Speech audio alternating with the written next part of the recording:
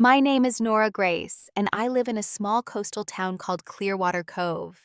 If you stood on my front porch and looked east, you'd see the sea stretching out endlessly calm and blue, framed by a rocky shoreline, and the lighthouse that has stood for nearly a century. The air smells of salt and lavender here, especially in early spring. It's the kind of town where people leave their doors unlocked. Kids ride bikes past old general stores, and the cafe owner knows your coffee order by heart. I'm 35 years old and work as a nurse at a local senior care home. I moved back here 5 years ago, after years of city life drained me. I traded the noise of ambulance sirens and late-night ER shifts for ocean waves and quiet walks through pine forests. I live in a modest cedarwood cottage that once belonged to my grandparents. It creaks when the wind howls, and the pipes sometimes rattle at night, but it feels like home. Most days, my life feels peaceful, even content. I garden, I take care of a golden retriever named Marley, and I volunteer at the local library on weekends. People here call me dependable. I don't make waves, I don't stir up trouble. But peace doesn't always last, especially when it hides something long buried. And for me, that storm arrived in the form of a phone call one Tuesday morning in early autumn. I was at the care home helping Mrs. DeWitt adjust her pillows when my cell phone buzzed in my pocket. The screen lit up with a name I hadn't seen in years: Victor Grace, my father. I hesitated before answering. We hadn't spoken since the funeral. Not my mother's funeral. I'm talking about my grandmother's, his mother. That was 12 years ago. And the only words we exchanged that day were cold and brief. We never got along. In fact, it would be more honest to say we never had a relationship at all. "Hello?" I said quietly, stepping into the hallway. "Nora." His voice was dry, abrupt. "It's your grandfather. Thomas passed away this morning." I didn't respond right away. The hallway stretched ahead of me, lined with faded family photos and the scent of lemon disinfectant. My breath caught. When I asked, barely able to get the word out, "Early this morning, in his sleep, heart failure." I stood there, staring at the peeling paint on the wall, trying to process what I had just heard. My grandfather Thomas Bell was gone, the only man who ever made me feel seen, who stood up for me when no one else did. A Navy man, a widower, a gentle soul who raised me more than my own father ever had. "I see," I said quietly. "Thank you for letting me know." There was a pause. "The will is being read on Friday. Downtown. Fisher and Lane, the law office on Chestnut Street. I'll be there," I replied, and hung up before he could say anything else. The next few days passed in a blur. I took time off work, packed a small overnight bag, and made the 2-hour drive to my grandfather's estate, an old colonial home on the cliffs of Southport, overlooking the Atlantic. The house had weathered many storms, both literal and figurative, and now it stood silent and somber, shrouded in fog. When I arrived, the front gate was open, but the house felt foreign. My father and his second wife, Evelyn, were already there. She greeted me with a plastic smile, her blonde hair pulled tight pearls at her throat. He didn't even acknowledge me. I wasn't surprised. Their presence always made the air feel colder. That night I wandered the house alone, visiting rooms that held fragments of my childhood. The study where Grandpa Thomas taught me chess. The kitchen where we made cinnamon rolls every Sunday morning. His bedroom door was closed locked now, like a chapter sealed shut. In the hallway, I found one of his old naval portraits hanging slightly crooked. I straightened it, brushing dust off the frame. He looked so young then, in uniform, eyes full of promise. I missed him terribly already. He wasn't just my grandfather. He was my anchor. Later, I stood out on the back porch holding a cup of tea, the wind pushing against my coat. The lighthouse light blinked in the distance. The sea was calm, but I could feel something shifting inside me. Grief, yes, but also dread. My father wasn't the kind of man who let go of anything, especially control. And my grandfather. He had been wealthy quietly, so. Land, bonds, stocks, a house with a view worth millions. I had no idea how he divided it, but something told me this would not be a simple goodbye. Back in my room, I opened the drawer of the old nightstand and found a note. Just a small piece of parchment with my name written in his handwriting. Nora, if you're reading this, I've already gone. I've seen the world's storms, but none so fierce as what brews within families. Stay true to who you are. Honor isn't a word, it's how we stand when tested. Love, Grandpa. I held the note to my chest, eyes brimming with tears. I didn't know what he'd left behind, but I knew this much: he had left me something more valuable than money. He had left me his trust, and I would have to prove worthy of it. When I was a child, my world revolved around three people: my mother, my grandfather, and the sea. My mother, Rachel Grace, was soft-spoken, but strong in a quiet, unwavering way. She was a high school English teacher who believed books could heal. Her voice was always calm, her hands always busy, grading essays, folding laundry, braiding my hair in the mornings. She loved poetry and always kept a notebook beside the stove in case inspiration struck while she cooked. She also loved my father, Victor, in a way I never fully understood. He was everything she wasn't: sharp, ambitious, impatient. A successful businessman in insurance and property, constantly chasing bigger deals and faster returns. I don't remember him being cruel exactly, but he was cold, distant, the kind of man who treated fatherhood like a contract, something he fulfilled on birthdays and Christmas, never with affection, only with obligation. When I was 8, my mother was diagnosed with breast cancer. She fought hard: radiation, chemotherapy, surgery. But by the time I was 10, she was gone. Victor didn't know what to do with me. He didn't cry. He didn't comfort me. He just hired a live-in nanny named Carla and left again for business trips, as if losing a wife was merely a logistical inconvenience. I barely saw him that first year after she died. I remember staring out my bedroom window at night, wondering if the light in his office would ever flicker on. It rarely did. It was Grandpa Thomas who stepped in. He was my mother's father, a retired naval captain who had sailed halfway across the world and still believed in ironing his shirts even after retirement.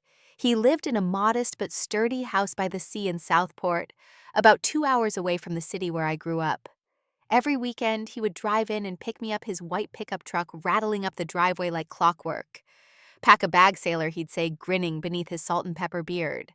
The tide waits for no one. His home was small but warm. There was always a fire in the hearth and soup bubbling on the stove.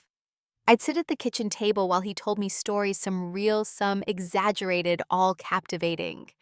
Tales of storms in the Indian Ocean, of lost ships and lost friends, of his late wife Lillian, who he claimed once beat a Navy cook in arm wrestling just to win his best recipe. With Grandpa, I laughed. I listened. I felt safe. He taught me how to sail on an old weathered boat he named the Lark. I learned knots before I could cook. I knew how to read a compass by 12, and he drilled into me one lesson over and over again: the sea will test your balance, but life will test your honor. I didn't quite understand what he meant when I was younger, but I do now. After a few years of weekend visits, he asked Victor if I could stay with him longer.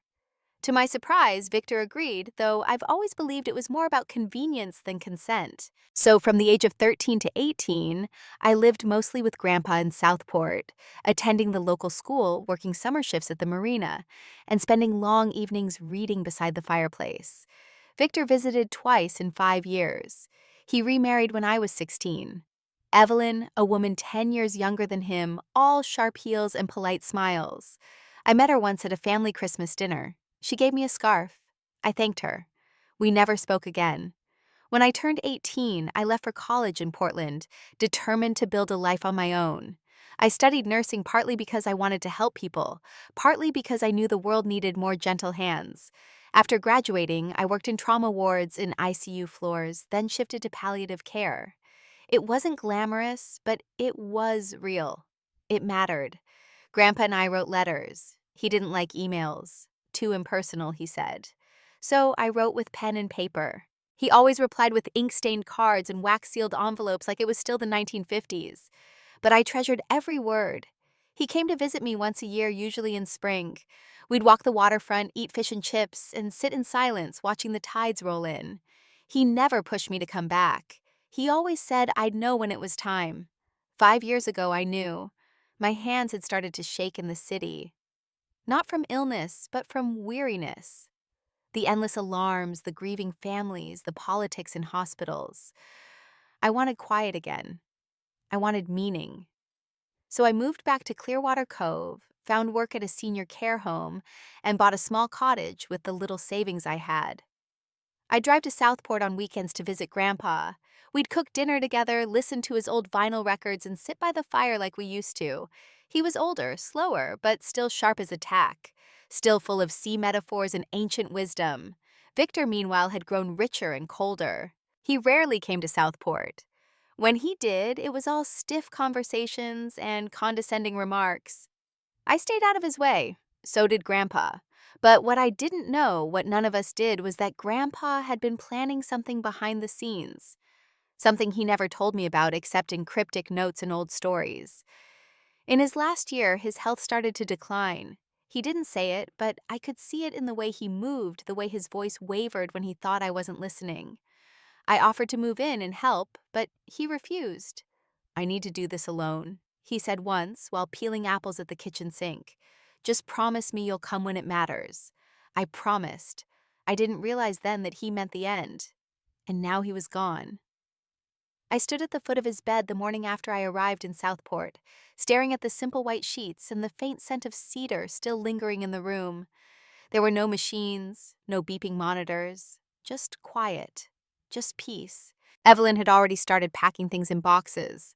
I watched her silently from the hallway. She was wrapping a ship model in bubble wrap like it meant nothing. I wanted to scream. Victor was in the study on the phone. His voice was low but tense. That evening, we all sat down for a tense formal dinner in the grand dining room, Victor, Evelyn, myself, and two of his lawyers. I barely touched my food. No one said much. The air was heavy with expectation. "The will's reading is tomorrow," Victor announced, finally breaking the silence. "At 10 sharp. Be there." "I'll be there," I said. He looked at me like I didn't belong, but I knew something he didn't. Grandpa had always said, "The tide turns when you least expect it." And tomorrow it would.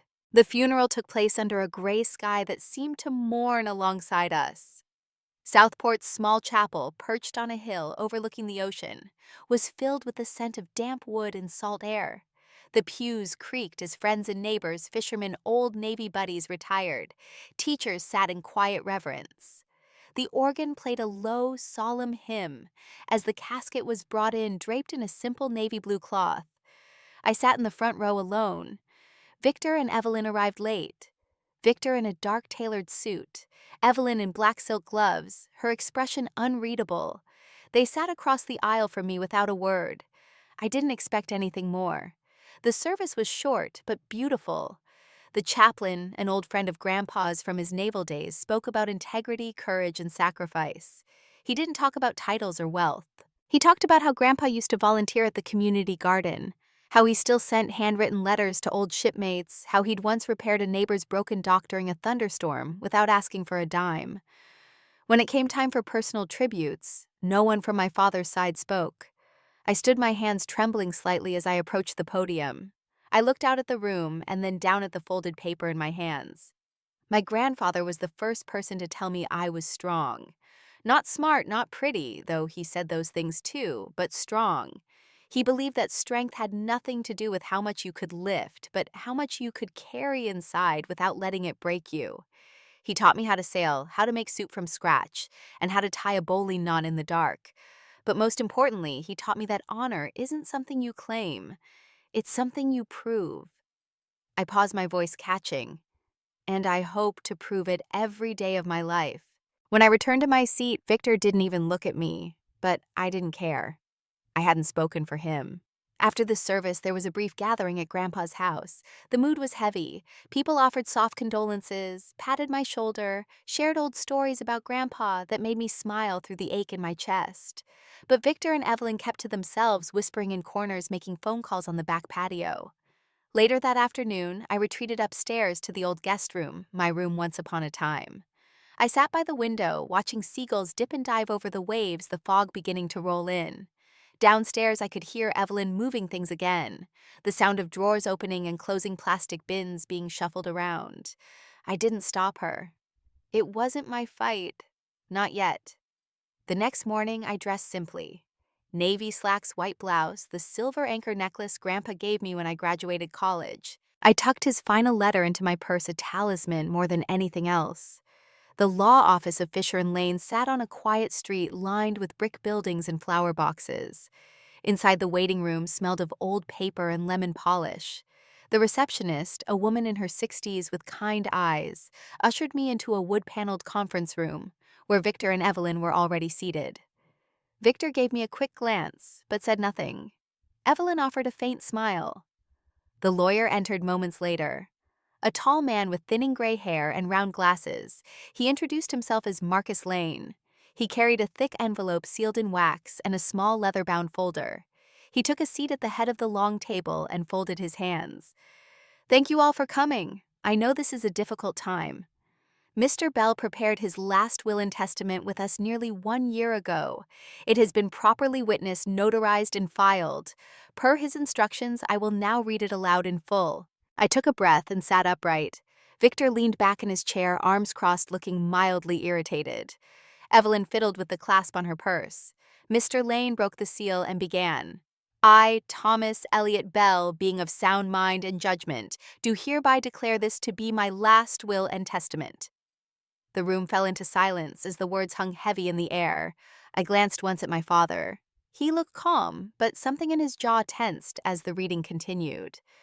I didn't know it yet, but that room that moment would change everything. "To my only granddaughter, Nora Grace," the lawyer continued, his voice steady, "I leave 50% of my total estate. This includes my personal savings investment accounts and the Southport property, excluding the study which contains certain items reserved for personal designation." I blinked, unsure if I'd heard him correctly. Victor shifted in his seat, his jaw clenched tighter. "To my son, Victor Bell," Mr. Lane went on, "I leave the remaining 50% of my estate, including any business holdings not already dissolved, and the Southport Marina Partnership of which he holds partial ownership." The room went still. Evelyn stopped twisting her purse clasp. Victor sat upright now, rigid. He said nothing at first, just stared ahead, his face darkening like a gathering storm. Lane cleared his throat and continued reading the smaller clauses. Specific gifts to the local Veterans Fund, a bequest to the Southport Historical Society, a scholarship endowment named after my late grandmother, Lillian Bell. Thoughtful, generous acts. Exactly what Grandpa would have wanted. But none of that seemed to matter to my father. When the reading ended, Mr. Lane looked around the room. "Are there any immediate questions?" Victor stood slowly, pushing his chair back with a screech against the hardwood floor. His voice, when he finally spoke, was sharp enough to cut glass. "This is a mistake, I can assure you," Mr. Lane began. "No." Victor stepped forward, eyes blazing. "Thomas must have been coerced, manipulated. This division is completely unbalanced. I spent years managing his estate, helping him when he was sick. And he pointed at me, she waltzes in from her small-town life and walks away with half." I didn't respond. There was a tightness in my chest, but not from fear, from shame. Shame for him. "You're welcome to contest the will," Mr. Lane said calmly, "but it was signed, notarized, and witnessed. It's a legal document." Victor's face turned red. "Where's the original?" Mr. Lane gestured to the folder. "Right here, sir." Victor stepped closer, his eyes wild now. Evelyn reached for his arm, but he shook her off. Then he did something I'll never forget. He snatched the will off the table, strode across the room toward the fireplace in the corner, and without a word tossed it into the flames. The paper caught immediately. It curled and blackened, bright orange, licking its edges, then vanished in a puff of ash. The silence that followed was suffocating. Evelyn gasped. Mr. Lane stood frozen, hands still outstretched. I sat completely still, my heart pounding in my chest, but my face calm. Victor turned to us, breathing heavily. "Well," he said, sneering, "I guess there's nothing more to discuss, is there?" I glanced at the fire, then at the lawyer. And then I smiled. It wasn't triumph. It wasn't smugness. It was the quiet satisfaction of knowing something Victor didn't. Mr. Lane cleared his throat and reached beneath the table. From a leather briefcase, he pulled out another envelope, this one dark blue with a red wax seal identical to the one that had just burned. Victor's sneer faltered. What the hell is that Mr. Lane met his gaze? That Mr. Grace is the second original will. Your father left very specific instructions in the event of destruction or contestation of the primary. Victor's face went pale. This second document is fully notarized identical in structure except for one clause, a contingency clause that only activates upon the destruction of the original or challenge of its contents. Mr. Lane broke the seal.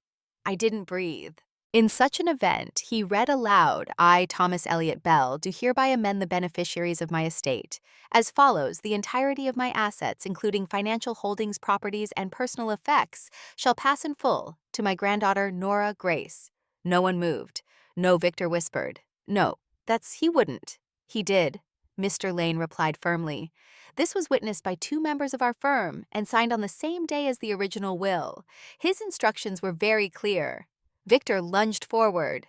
Let me see that Mr. Lane raised a hand stone-faced. I cannot allow you to destroy another legal document.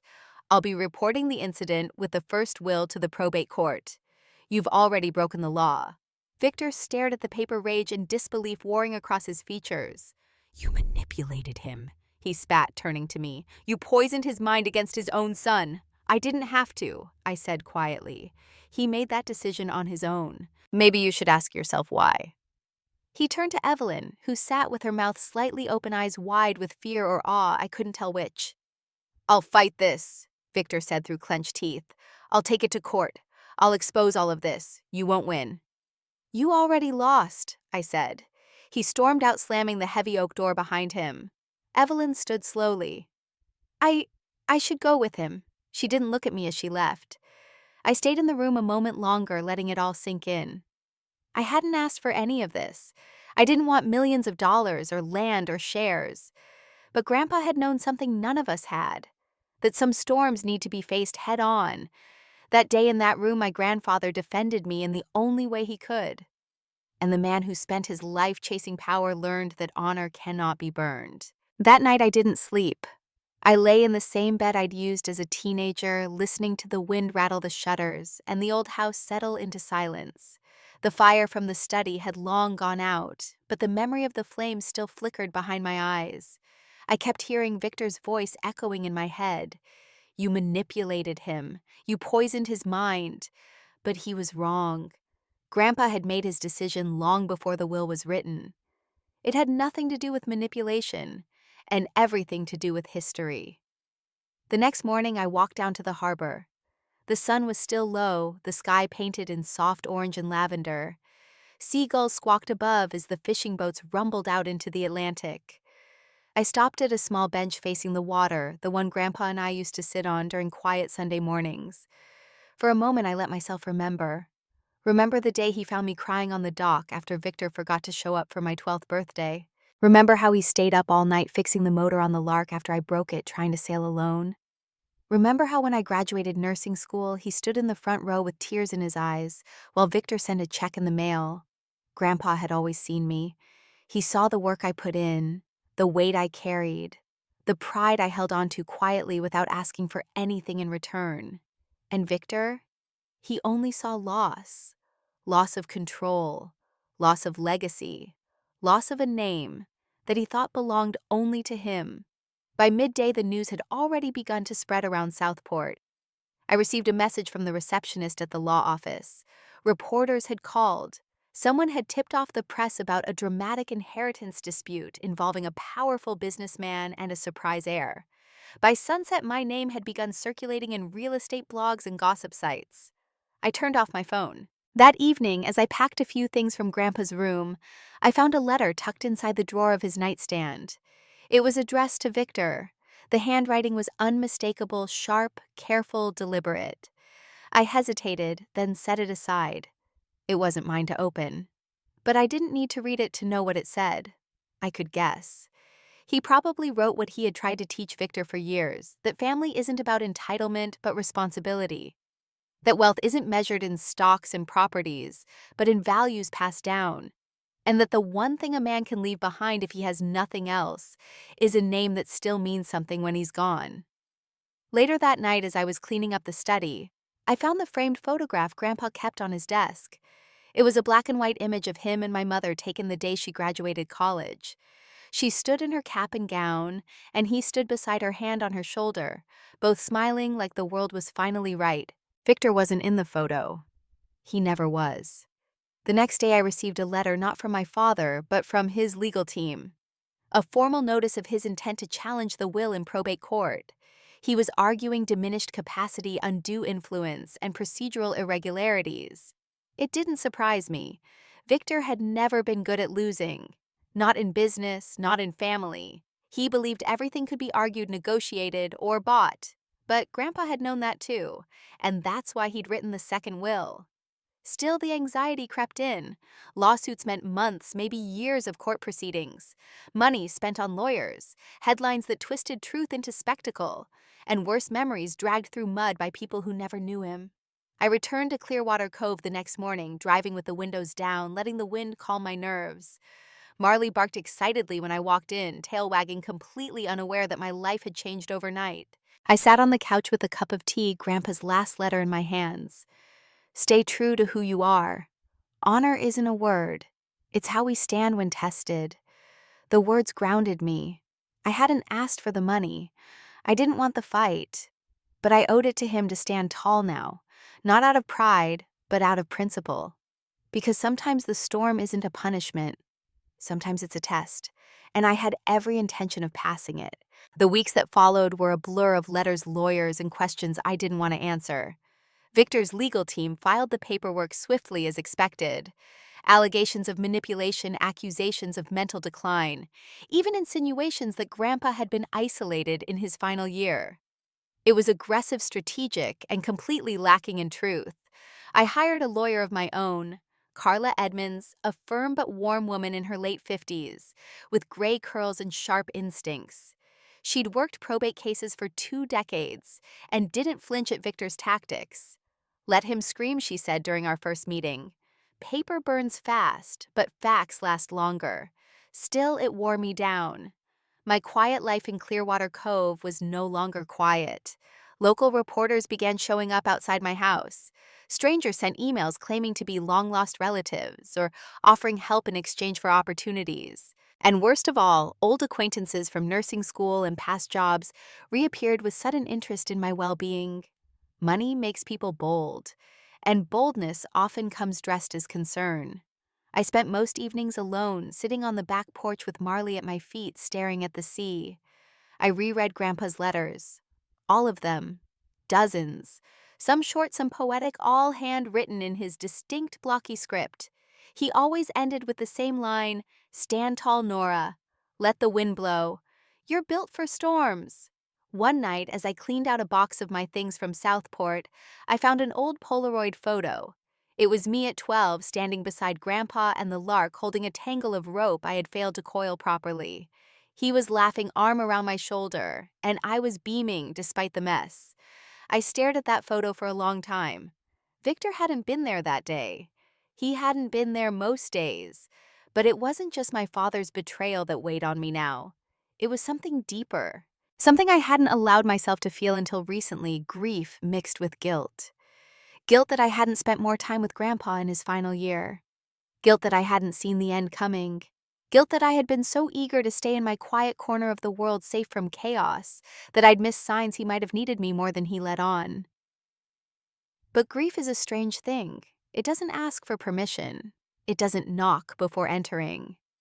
Some days I found myself sitting in the kitchen halfway through boiling pasta, only to break down at the sound of the kettle whistling because Grandpa used to whistle back to it. Other days I'd wake up angry, burning with resentment toward Victor and the way he was tainting Grandpa's memory. I imagined him sitting in some high-rise office barking orders to attorneys, rewriting the narrative of a man he never truly knew. I didn't want to fight, but I couldn't walk away. This wasn't just about money anymore. It was about who my grandfather was, what he stood for, and what he chose to leave behind not as assets, but as a message. I remembered something Grandpa once said years ago after a neighbor tried to swindle him in a property deal. "You don't have to shout to defend your honor, Nora. Just stand still. Let the wind try to move you." And so I did. When reporters asked for interviews, I declined. When Victor's team sent intimidation letters, I sent them to Carla. When people whispered about the nurse who got lucky, I let them talk. Because I knew the truth. And I knew who taught me to carry it. It was a Thursday afternoon when the second betrayal came. The sky was overcast, and the air smelled like rain. I had just returned home from a meeting with Carla reviewing the latest in Victor's court filings. We were making progress, slowly but steadily. The documents Grandpa left behind, his daily journals, dated letters, even a video recording he'd made for the estate, were enough to prove sound mind and clear intent. Carla was confident. "You'll be fine," she had said, packing up her briefcase. "Victor's angry. Angry people make sloppy arguments." I wanted to believe her. But that same evening, something happened that made every argument pale in comparison. I was in the kitchen making tea when I heard my phone buzz on the counter. I picked it up and saw a name I hadn't seen in weeks. Daniel, my fiancé. Or rather, my former fiancé, though we hadn't officially called it off. Daniel and I had been together for nearly 5 years. We met at a hospital in Portland where we both worked, he as a physical therapist, I as a trauma nurse. We moved in together after a year, got a dog together, traveled, laughed, fought, made up. A life, a real one. When I moved back to Clearwater Cove to be near Grandpa, he promised to follow. And eventually he did. Or so I thought. We'd been drifting lately. Blaming it on stress work, my inherited mess. He said he needed space to figure things out. I gave it to him.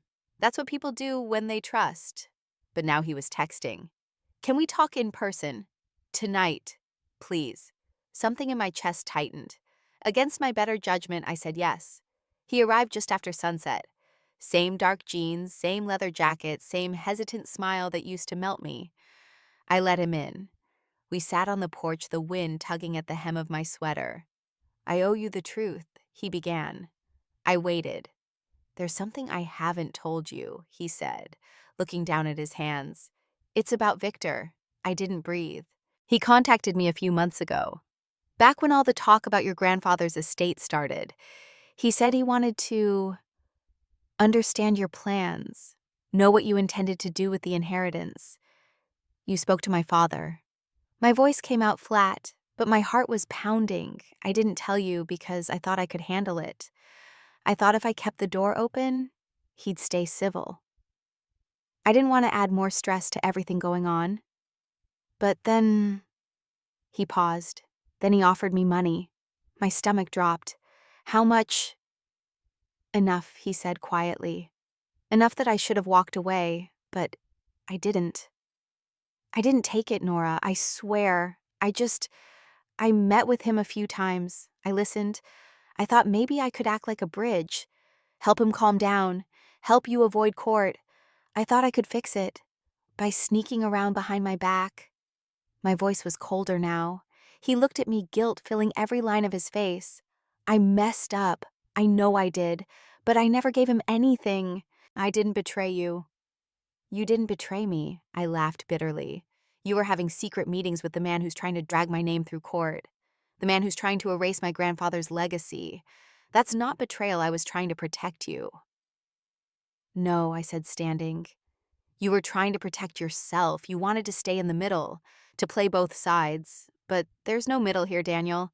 You can't be neutral when someone is trying to destroy what I love. He didn't follow me when I went inside. He stood on the porch for a few moments longer. Then I heard the click of the front gate and the sound of his car driving away. I sank onto the couch shaking. I had lost my grandfather. I was fighting my father. And now I had lost the man I once thought I'd build a future with.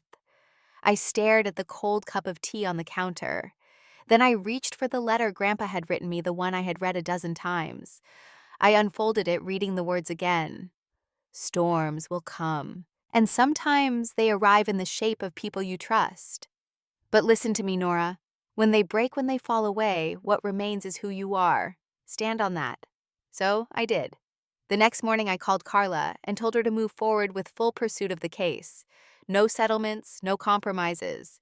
This wasn't just about protecting the will anymore. It was about protecting myself. And the man who believed I could. The court battle lasted 5 months. Victor filed appeals motions, even tried to freeze access to the estate. But none of it worked. The evidence was airtight. Grandpa had documented everything medical evaluations, proving he was of sound mind video messages recorded in front of witnesses, a trail of handwritten journals that showed his thoughts were clear and unwavering. When the final ruling came, it was definitive. The judge upheld the second will in full. Everything Grandpa left now legally belonged to me. I didn't cry. I didn't celebrate.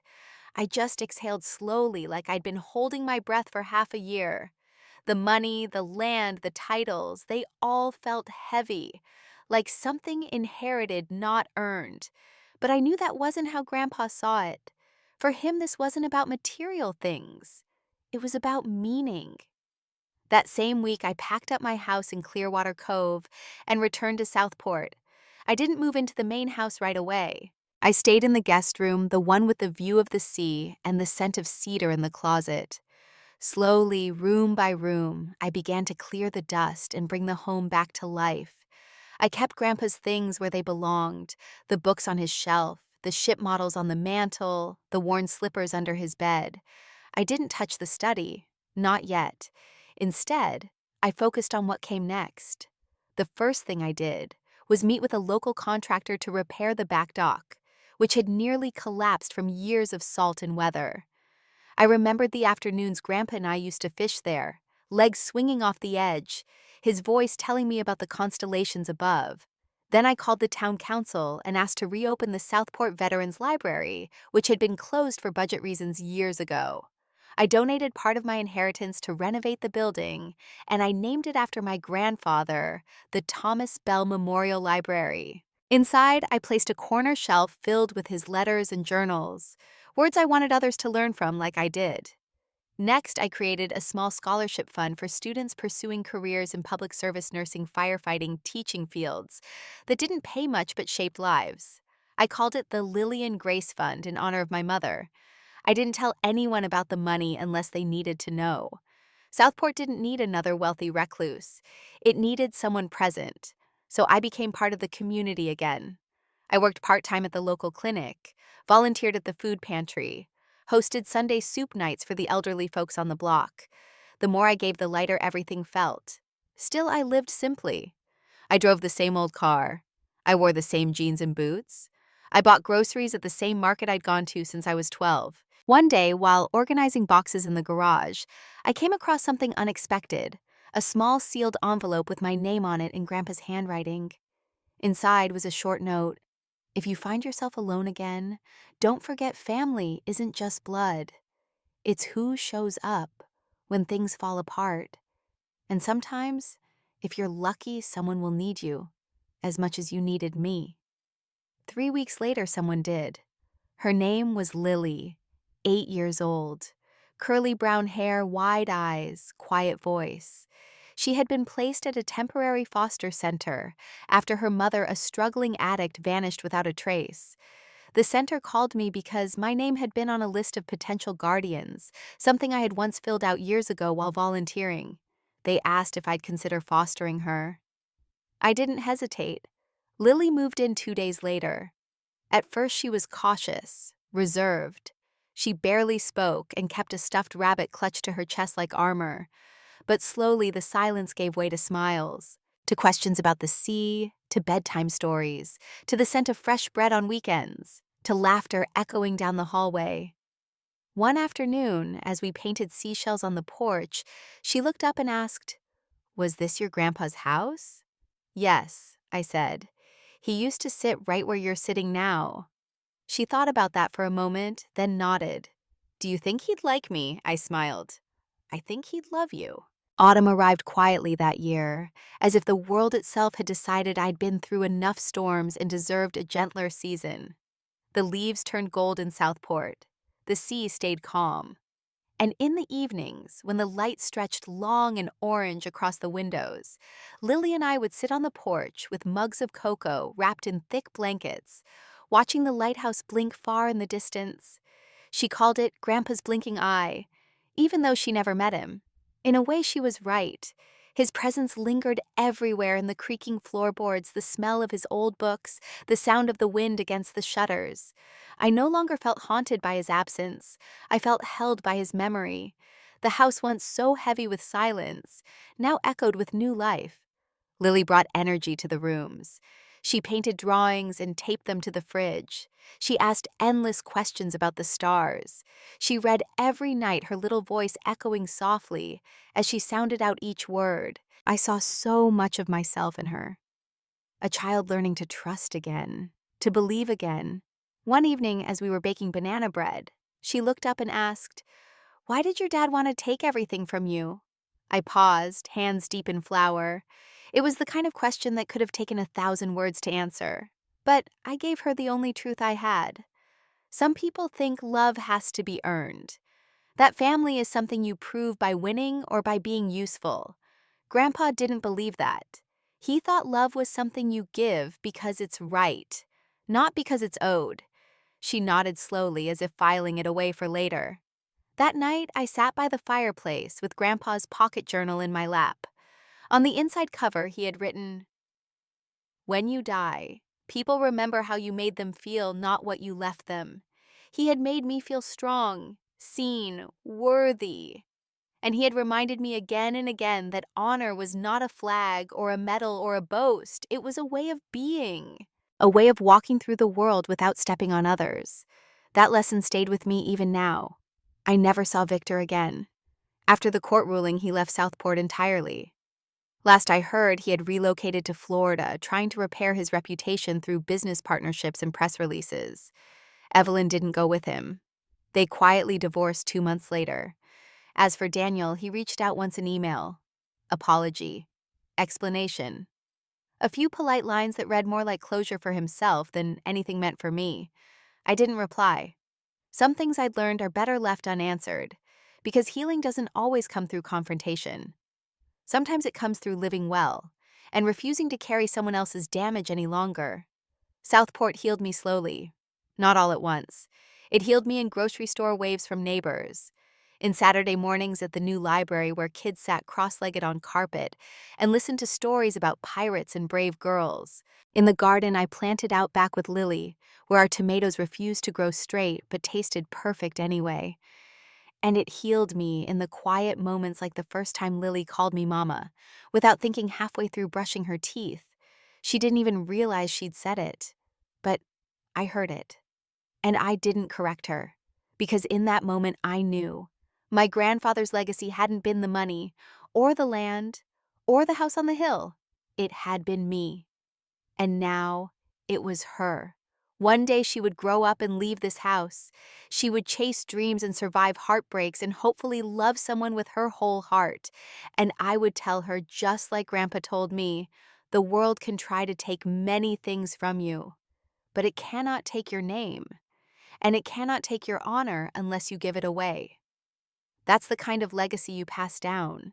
Not bank accounts, not square footage, but strength, faith, kindness. It's been 2 years since that first reading of the will, the one where Victor threw the paper into the fireplace and thought he could burn away the truth. He didn't know that Grandpa had written 2 wills. But more importantly, he didn't know Grandpa had already written me into his story long before then, in every lesson, every word, every moment of quiet love. Tonight, the air smells like salt and cinnamon. Lily is asleep upstairs, a nightlight glowing beneath the door. I sit on the porch with a warm cup of tea and Grandpa's favorite blanket wrapped around my shoulders. The lighthouse blinks in the distance, steady and sure, and I whisper into the dusk, "Thank you," because everything I have now, this peace, this strength, this new chapter was born from the quiet wisdom of a man who never raised his voice but always stood tall. He gave me more than an inheritance. He gave me a map, and I will follow it for the rest of my life.